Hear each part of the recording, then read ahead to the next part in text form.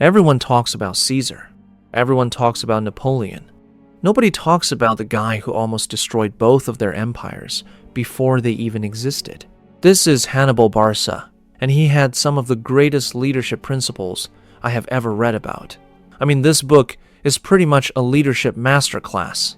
This man spent 15 years alone with his army, in enemy territory. No food coming, no new soldiers coming, nobody coming, and still won almost every single battle he fought. So what I did was take this book and break it down into 8 principles that define how Hannibal led. Principle 1. The greats always study the greats before them. In case you don't know that much about Hannibal, his father was a general who hated Rome so much that when Hannibal was just a kid, he made him swear an oath of eternal hatred toward Rome. Not as a dramatic family moment, as an actual life mission. He grew up to cross the Alps in winter with his entire army, something everyone agreed was impossible, invade Italy from the north, and spend 15 years on Roman soil, winning almost every single battle he fought while being outnumbered nearly every time. But what's so interesting about Hannibal is not just what he did, it's how he did it. And this is actually where Hannibal's story starts before any battle even happens. Hannibal didn't just show up and start fighting Rome. Before any of it, he spent years obsessively studying every great general who came before him, every major battle, every tactic, every mistake. He absorbed everything that worked and threw out everything that didn't. And you can see it directly in how he fought. His greatest victory, which we're getting into in a minute, was built almost entirely on tactics he had studied and refined from generals who came centuries before him. And this is actually the first thing Napoleon talks about in his Maxims, Maxim 78. He literally says, "Peruse the campaigns of Alexander, Hannibal, Caesar. Model yourself upon them. This is the only means of becoming a great captain." Napoleon, one of the greatest generals in history, said studying Hannibal was part of how he became great. I mean, just think about that for a second. And you see this everywhere when you start looking for it. Charlie Munger read every biography he could find his entire life. Buffett did the same. Every person who becomes great at something has spent serious time studying the people who came before them. Hannibal walked into the Alps not because he was born a genius. He walked in because he had done the homework. If you want to be a great leader, study the greats obsessively. They already made the mistakes. They already figured out what works. It's just sitting there waiting for you to pick it up. Principle 2. The impossible route is always the least defended. Okay, the Alps. And this is probably the most famous thing Hannibal ever did. Here's the scene. It's 218 BC. Hannibal has 40,000 soldiers and actual war elephants. It's winter. Snow is 6 feet deep in places. Mountain tribes are attacking from above, rolling boulders down onto men and animals. Soldiers are falling off cliff edges. The elephants are struggling to keep footing on icy, narrow mountain paths. Every military expert at the time agreed this was impossible. No army crosses the Alps in winter. It had simply never been done. And that was exactly the point. Rome had their entire defense set up expecting Hannibal from the sea. That's the logical route. That's the route any rational general takes. Rome was completely ready for that. What Rome was not ready for, what Rome had zero defense against, was someone coming over the Alps in winter, because everyone agreed it was impossible. The book says the Romans were so unnerved by this that they had no idea how to respond. Hannibal had walked straight through the door nobody was guarding because everyone agreed it was locked. Caesar did the exact same thing. He crossed the mountains into Arvary in winter when the Gauls assumed those peaks protected them like a wall. Not a single traveler had ever crossed them in winter. Napoleon did this too at the St. Bernard Pass when everyone said it couldn't be done. And in the modern world, when Elon said he was going to build rockets privately, aerospace experts, governments, industry veterans all said it was impossible, which meant nobody was defending that territory. SpaceX walked straight in. I cannot stress this enough. The route that looks impossible is actually the safest route. because your enemy isn't defending it. If you want to lead like Hannibal, start looking for the Alps in your industry. The thing everyone agrees is too hard, too crazy, too risky. That's exactly where the competition isn't. Principle 3. Never give the enemy the fight they want. Rome was the best in the world at one specific thing: open field pitched battle. Their legions in tight formation were basically an unstoppable machine when they got to fight the way they trained to fight. Hannibal never once gave them that fight. Not once.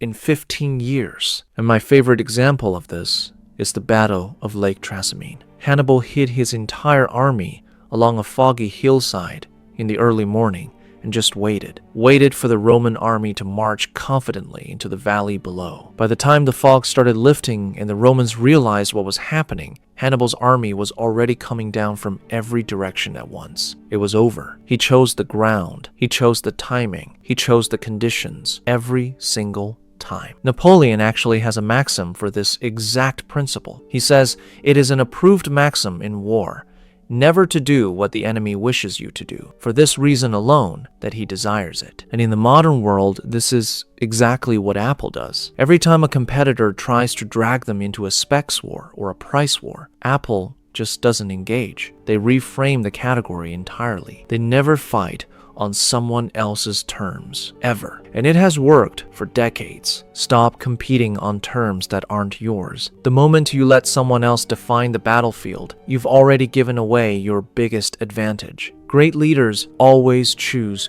the ground. Drop in the comments, what industry are you in, and who are you fighting on the wrong terms with right now? Genuinely curious.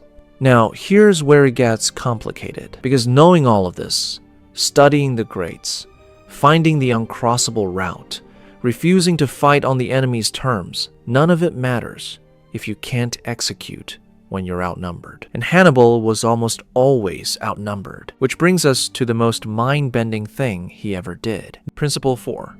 Make your weakness the trap. This is Cannae, and this is honestly one of the most mind-blowing military tactics in all of human history. And it's so simple once you see it. Rome had 80,000 soldiers. Hannibal had 40,000. On paper, this should have been a complete wipeout of Hannibal's army. Here's what he did. He put his weakest, most inexperienced troops right in the center of his battle line. His best fighters, his elite African infantry, he put on the two ends, the flanks. Then the battle started. The Romans saw a weak center and did exactly what aggressive, proud Romans always do. They pushed hard right through the middle. The center started bending backwards. Romans pushed even harder because they thought they were breaking through. They thought they were winning. Then Hannibal's flanks closed around them, like a fist slowly tightening. The Romans were so packed together from pushing forward that they literally couldn't lift their weapons. 70,000 Romans were gone in a single afternoon. It is still studied in military academies today as one of the greatest tactical victories ever executed. He didn't hide his weakness. He put it directly in front of them and let their own aggression and confidence destroy them completely. Napoleon did the exact same thing at Austerlitz, deliberately weakened his right flank to pull the enemy away from the high ground he actually wanted. They saw the weakness, took the bait, and he destroyed them. And Amazon did this for an entire decade, looked weak and unprofitable for years. Wall Street was laughing at their margins, but that apparent weakness was the trap. While everyone focused on their losses, they were quietly building AWS, which became one of the most profitable businesses on earth. This is a huge one. Whatever people think is your weakness right now, ask yourself honestly if it could actually be the thing that pulls your competition straight into the trap. I want to know what's the thing people are counting you out for right now. Drop it below. So far, Hannibal has studied the greats, crossed the impossible mountain, refused to fight on Rome's terms, and used his own weakness as the deadliest trap in military history. And he did all of this with an army of complete strangers. Which brings us to the question nobody asks, how did he keep them together? Principle 5. You cannot ask people to suffer more than you do. His army was Africans, Spaniards, Numidians, Gauls, People from completely different cultures who, in many cases, actively disliked each other before they ended up in this army together. By every logical measure, this army should have fallen apart within months. It stayed together for 15 years. And the reason is very simple. Hannibal ate what they ate, slept on the ground with them, marched at the front. Whenever conditions were brutal, and they were brutal constantly, especially during the Alps crossing, he was right there in it with them, not watching from a comfortable distance, right there in it. He had no formal authority over most of these men. His title meant absolutely nothing to a Numidian horseman from North Africa. The only authority he had was what he earned every single day by refusing to be comfortable when his men were not. Caesar did the exact same thing. Before one of his first major battles, he sent away his horse, his only way to escape if the battle went wrong, so his men could see he was going nowhere. Plutarch says he never allowed his weakened health to slow him down, but instead used the life of a soldier as therapy. He marched endlessly, ate simple food, slept outside, and endured every hardship. Jensen Huang eats lunch in the cafeteria with his engineers from NVIDIA every single day. Sam Walton visited every single Walmart store personally and knew employees by their names. You cannot ask people to go through hell for what you're building if you're watching from somewhere comfortable. Leading from the front is not optional. It is the base foundation. It is the most basic trait any great leader must have. Principle 6. Your reputation is working even when you're not. After enough wins, something changed for Hannibal. Roman commanders after Cannae refused to face him in open battle for years, not because they were ordered to, because they were genuinely terrified. His reputation had become its own weapon, one that worked constantly without him doing anything at all. Think about that. He was winning battles he wasn't even fighting just because of what he had already done. And this is again something you see repeating constantly throughout history. When Caesar's Crimson Commander's cloak appeared at the front lines during a battle going the wrong way, a shout went up from the Roman troops the moment they saw him. His presence alone changed the entire momentum of the battle because of what that presence represented, what it reminded them he had already done. In the modern world, the moment Elon's name gets attached to something the market moves, that is not luck. That is decades of delivering things everyone said were impossible, compounding into a reputation that opens doors before he even has to knock. Every result you deliver right now is building something. Every project you finish, every promise you keep, every time you show up when it would have been easier not to. Reputation compounds like interest. And if you want to lead like Hannibal, you have to understand that every single thing you do is either building it or destroying it. But here's where it gets really interesting. Because Hannibal had just won the greatest military victory in history, 70,000 Romans are gone in one afternoon. His reputation was at its absolute peak. Every single person around him said the same thing. March on Rome right now. The city is in full panic. Go. And what Hannibal did next is the thing that separates a good leader from a truly great one. Principle 7. Sometimes your last win is your most powerful weapon. After Cannae, every officer around Hannibal begged him to march on Rome. The gates were practically open. The city was in full panic.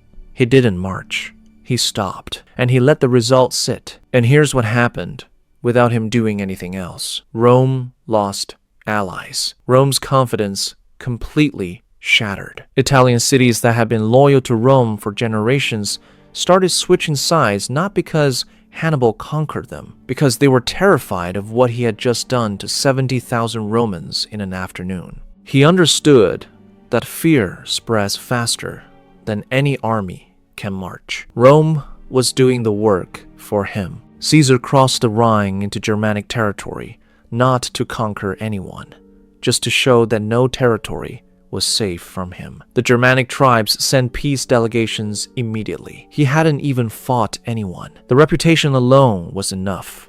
Apple announces a product category sometimes a full year before it ships. Competitors immediately start losing market value. The fear of what Apple might do is already doing damage before Apple has actually done anything at all. Sometimes the most powerful move after a big win is to pause, let it breathe, let people sit with what just happened, and use that time to quietly prepare the next move. 7 principles. And every single one of them comes back to the same thing. Not resources, not numbers, not home advantage. It all comes back to one thing, and it's the most important one, which is why we saved it for last. Principle 8. Self-belief is shown in actions, not words. The Alps crossing was not a speech.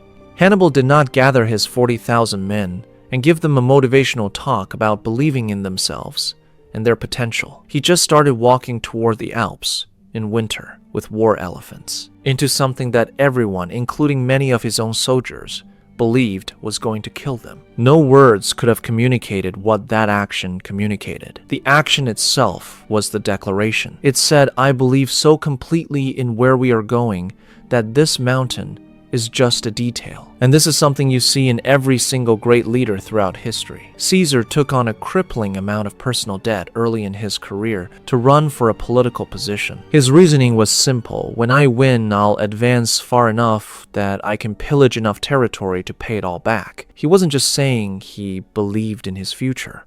He was betting everything financially on it. That is a completely different thing. Napoleon said he never allowed himself to consider failure. And you can see it in every campaign. He committed so completely to every decision that retreat was simply not a thing he was willing to think about. Once a campaign began, that was it. And Elon put his entire PayPal fortune into SpaceX and Tesla simultaneously when both companies were weeks from bankruptcy. His friends staged an intervention and begged him to stop. He didn't, because he wasn't performing confidence. He actually had it. This is what true self-belief looks like. It's not shown in your words. It's shown in your actions, in what you actually risk, in the bets you actually make. All great leaders have a moment like this, a moment where they have to stand behind more than just their words, where there is a real possibility of catastrophic failure. And they take the leap anyway, simply because they believe so completely